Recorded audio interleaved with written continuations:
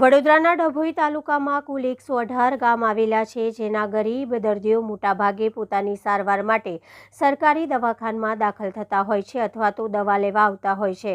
સદર દવાખાનાની અંદર પંખા, લાઇટ મોટાભાગે બંધ હાલતમાં છે અને સંડાસ બાથરૂમમાં પણ સાફ સફાઈ ન થતાં ગંદકી જોવા મળી રહી છે।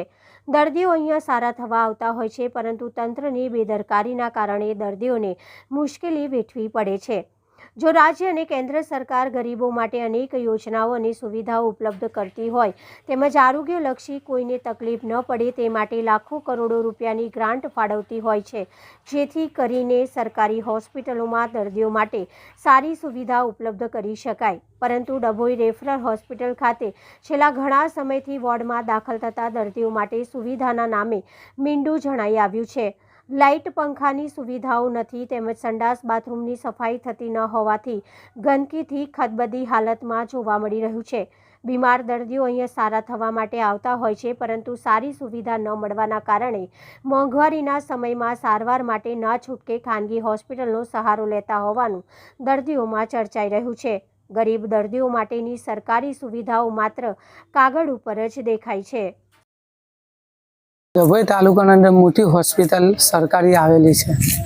કેટલે દૂર દૂરથી માણસો આવે છે અને અંદર હોસ્પિટલના અંદર હવે હોસ્પિટલના અંદર કેટલી લાઇટો બંધ છે, કેટલા પંખા બંધ છે, કેટલી લાઇટો ચાલુ છે, કેટલી લાઇટો ઉપર સીલિંગ પરથી અડધી લટકેલી છે।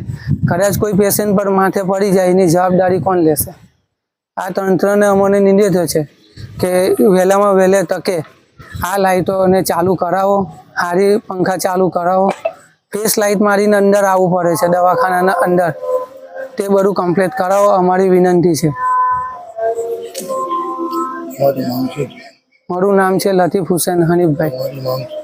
અમારી માંગ એવું છે કે ડભોઈ તાલુકાના અંદર જે હોસ્પિટલ આવેલી છે મોટી, એના અંદર પંખા ને ટ્યુબ લાકડીની કોઈ સુવિધા નહીં, એ કમ્પ્લીટ ચાલુ કરાવો। ફેસ લાઇટ મારીને અંદર દવાખાના અંદર આવવું પડે છે, એ તમે વહેલી તકે એનો કોઈ નિકાલ લાવો।